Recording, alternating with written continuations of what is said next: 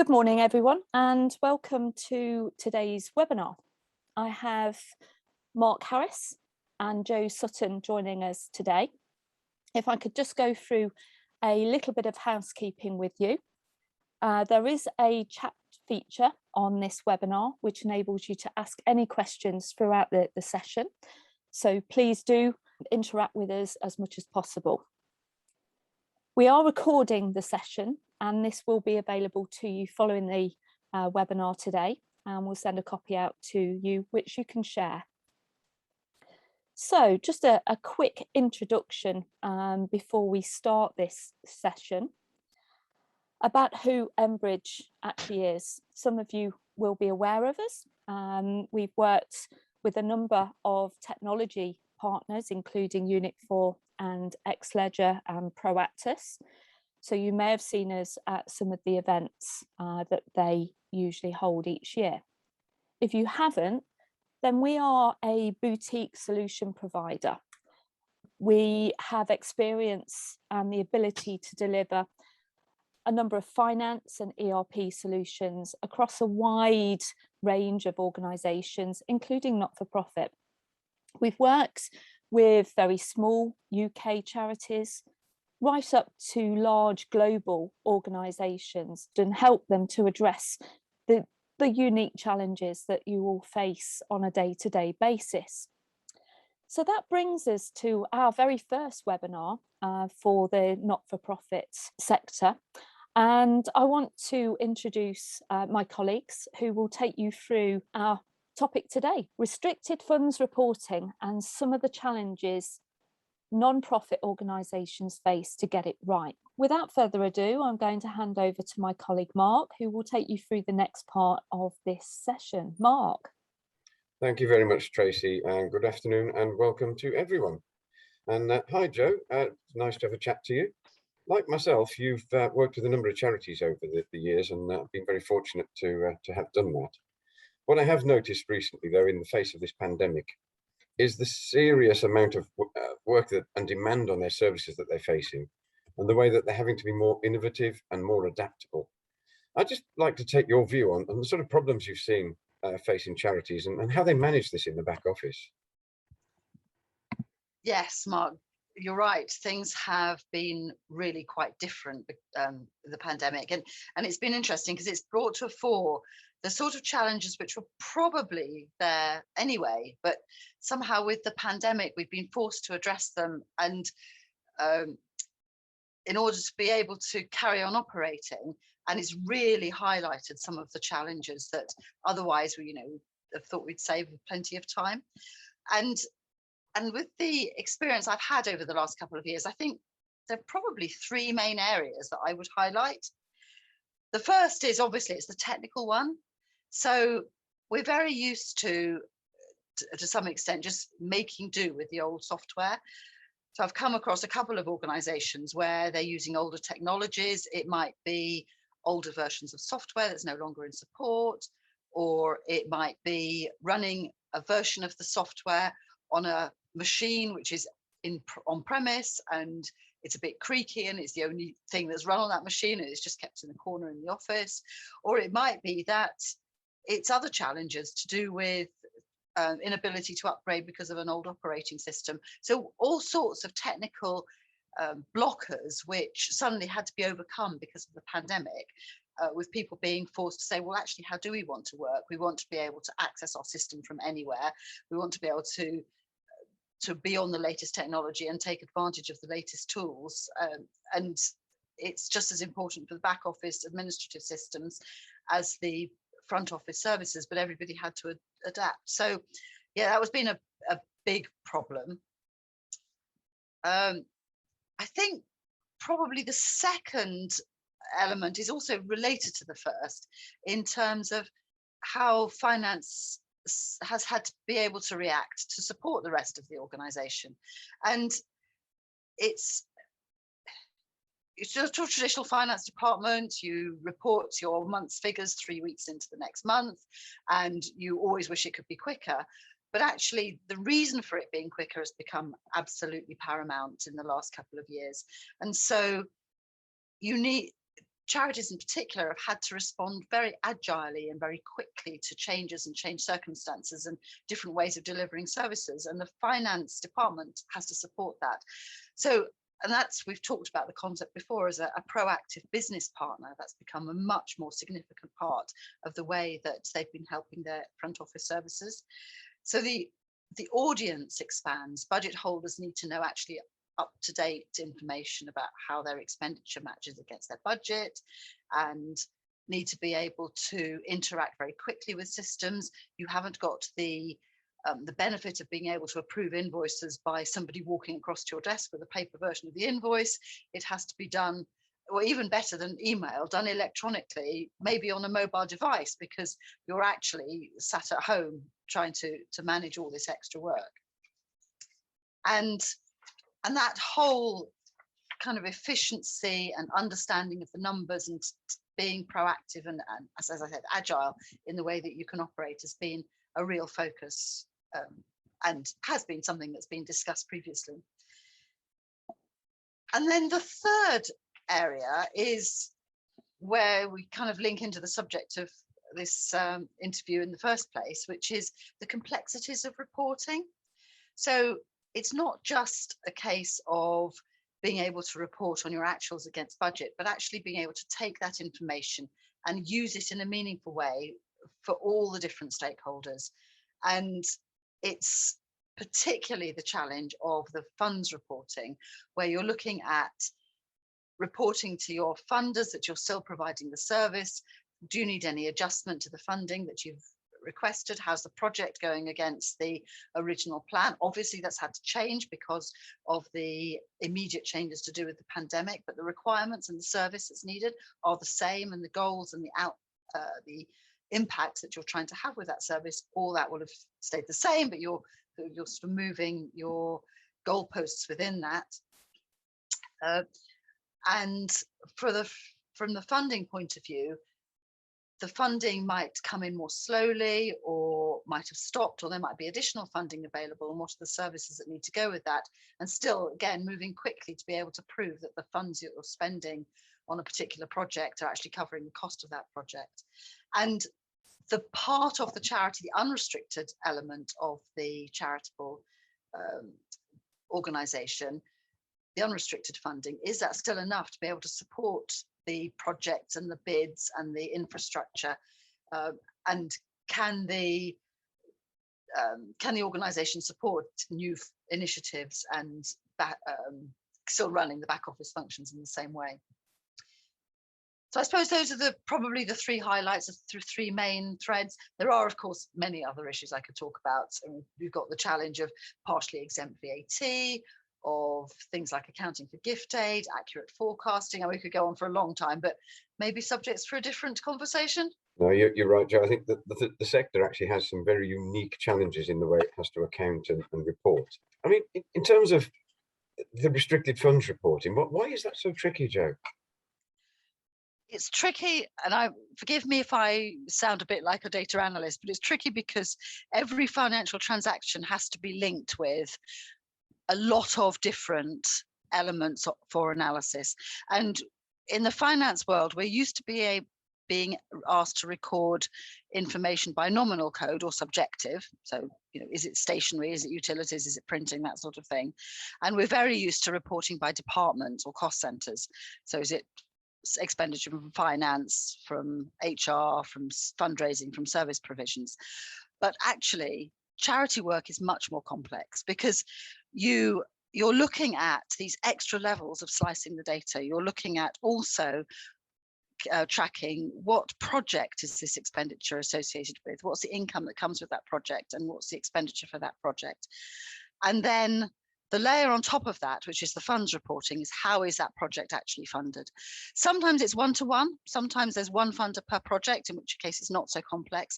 But in many organizations, you're looking at shared funding for a particular project. It might be that you're getting some of the funding from the local council and some of it from a research organization, or you might be doing fundraising for some of it and do matching funding. But you've always got to have all the time this idea of the fund has been donated or provided, and you have to report back on the project or projects and the expenditure and how that is being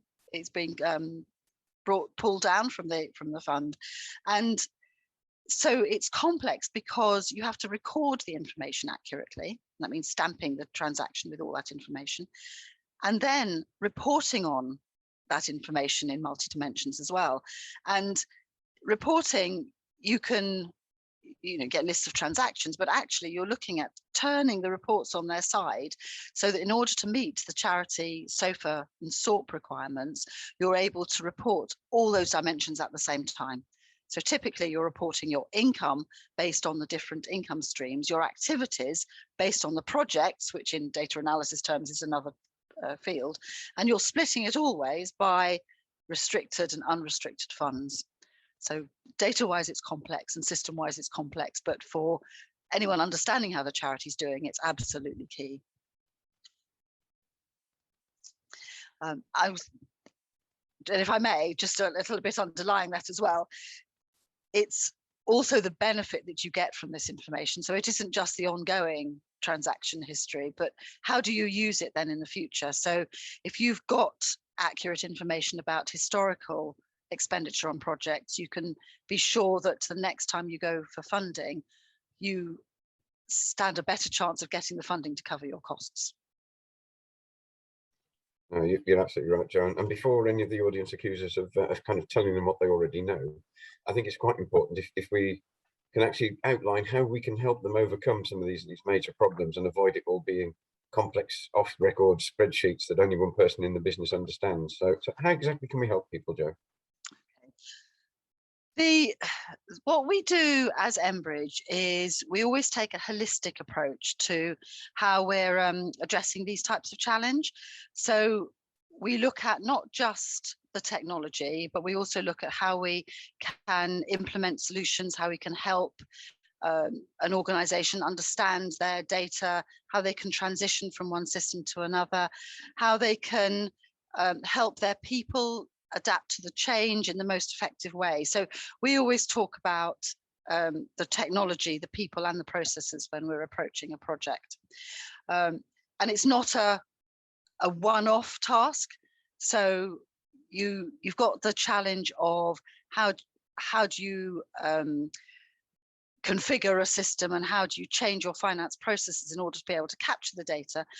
But you've also got, on an ongoing basis, how do you make sure that you're always delivering continuous improvement, particularly for a charity where you're under pressure to keep your administration costs down and prove that the investment in any sort of system and change is enabling you to free up funds to help your front of line services. I don't know, I've got a few examples if you think that would be of interest. Yeah, I think so, yeah, please.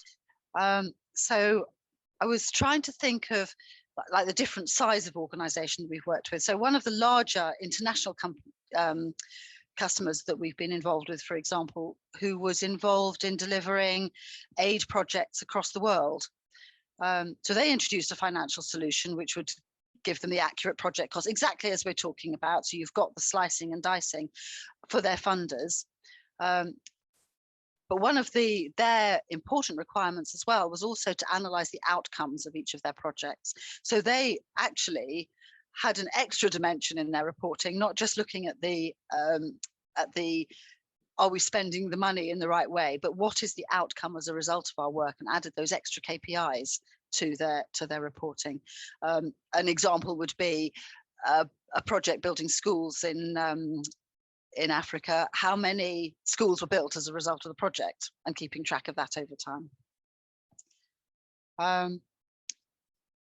Another example, this is also an international charity that we worked with recently, expanding rapidly in the environmental field. And so an area where there's a lot of interest and a lot of investment.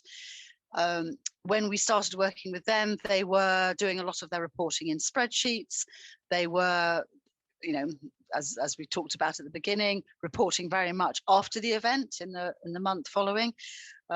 Their project managers were not in the way of working, of being able to use the numbers to help them with their bids and their deliverables and so on. And as a result of the work we did with them, we changed the way the organisation was able to help their project managers, very much building finance as a business partner, getting access to up-to-date project and funding information, being able to report to funders, being able to really understand how the organisation was placed to be able to carry on operating. So the split between the restricted funds and the unrestricted funds that were available then to keep the organisation going. And another layer as well, if I may, a sort of third example, probably the most complex one that I've been involved with over the last few years is with a federated charity. And that's where you've got a central organisation looking after almost like subsidiary charities within their umbrella organisation. So they work in a very similar way, but they're not under the control. And there you've got, you really have the challenge of matching the statutory and the organizational requirements with the local nuances and their own particular way of working and services and so on that they have to deliver. And so there we've helped with building a template, a pre-built template, and pre-built templates is something that we use very commonly in Enbridge as part of our methodology for helping organizations to sort of build on best practice. But with this organization, we did a pre-built template. We extended it from our normal not-for-profit to include specific requirements for that organization, which was their specific integrations that they were using, their payment systems, I think, and their EPOS that they were linked up with. So they've got like a tailored version, which they can roll out to the other charities within their ecosystem. So from the top point of view, they can get an overview of all the different parts of the organization, but each individual charity has independent access to be able to report their restricted and their unrestricted funds, their projects, and against their budgets. That one was one of the most complex because they also took the decision to do funds reporting, not just in the income and expenditure statement, but also right across the balance sheet. So they can do a trial balance actually by fund. Okay. Thanks, Joe. We're seeing a lot of that. Thank you, Joe. Yeah, thank you for that session. We do actually have a number of questions that have come through on the chat, so thank you very much for that. So if you've got any more, please send them through. Mark, did you have anything more to add to Joe's session at all? I think that was a really good summary. I think one of the points I would add, and Joe sort of touched on it there in terms of, you know, not just being able to have that audit trail of where the money came from and how it was spent and measuring outcomes, the power of that going back to donors. You can then start to, when you're bidding, use the same capability to actually put your bids for funds together and use similar projects where you've got that measured outcome and the success as evidenced because it's fully audit trailed and therefore fully demonstrable when you're bidding for funds for new projects, because as sure as anything going forward, getting funds is becoming harder and harder for charities, and the charities that are able to prove their outcomes and prove that they have systems that track that and are auditable will actually be the ones that rise to the top when the funds are allocated. So it's a case of really having that entire governance in place that allows you to even perform better as a charity and win the more funding that you need for yours, because we're just going to see more and more charities setting up and competing for that limited and restricted pot. So I think that was quite a useful picture you painted, Joe. Thank you. Thank you. Yeah, thank you, Mark. So let's head across to the questions. How easy is it to change systems? That's quite a tough, wide-ranging question there. Joe. Okay, how easy is it to change systems? Obviously, this is one of these, it depends, sort of piece of string, how long's a piece of string questions. It's something that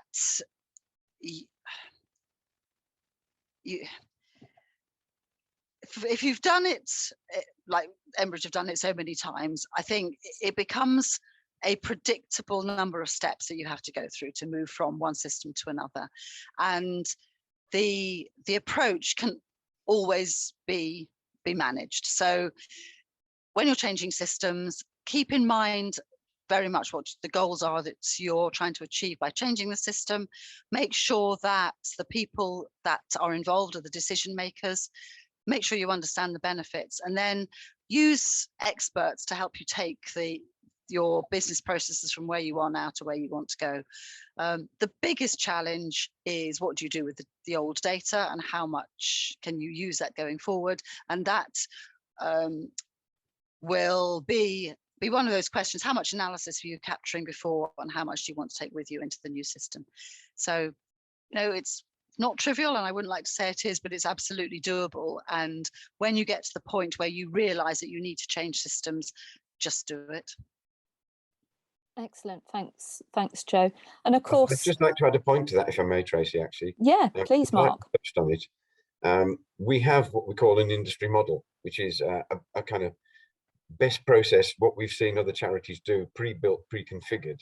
So a lot of sort of things like this, the standard charity reports and the legislative reports that you need to do are there ready for you. So it's just nuancing various bits of the system rather than starting from a blank piece of paper and expecting you as an organization to design a system.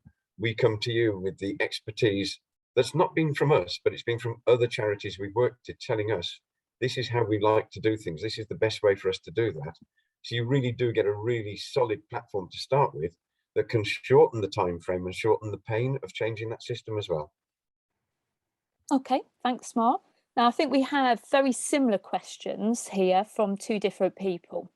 So how do you manage recovery and accounting for overheads and uplifts? Yeah, always a challenge. As an organization, I think you've got to accept that you can't operate without some sort of help from a back office, and whether that is the premises or the support or the expertise or the background research, there's a certain amount of overheads always associated with each individual project. How do you make sure that those are incorporated into the bids that you're putting forward to win the different projects? And I've seen various different ways of doing it. One of the charities that I've been working with most recently has taken a very systematic approach to that and said, well, we know that for each front service provider, there is a certain amount of overheads percentage that needs to go with that person to be able to make sure that they can operate efficiently. And so what we've done there is we've taken the overhead pot and split it according to a fixed percentage to give effectively a daily rate for each of the resources that goes into the frontline service. And it's been done in the system, but by doing a cost allocation type posting. But actually, if you just think of it from the accounting point of view, it's simply an apportionment based on splitting that overheads pot across all of the frontline services. Other ways that organizations do it becomes much more nuanced if they're more complex, which is actually taking a proportion of the overhead costs and booking it directly to the project. So it might be that you've actually assigned some of the back office administrative staff to a project, and that's what you end up doing if you've got a much larger organization like the international one I was talking about to start with. I think it's quite difficult from the funding point of view, because if you're donating money, you don't want it spent on anything other than the front line, but you also expect the frontline services to be as absolutely efficient as possible. So you do have the responsibility to not just load on overhead costs in order to be able to pass them on, but you also got to make sure that they are as low as possible. And so be very transparent about how you're driving efficiencies and making sure that you're actually keeping those costs down to a minimum in order to be able to support the work that's being carried out by the charity. Is there anything else you'd add to that, Mark? I think that's pretty good summary, Jo. So if we don't have any other questions, thank you very much for joining us. Thank you. Thank you very much. Thank you, everyone.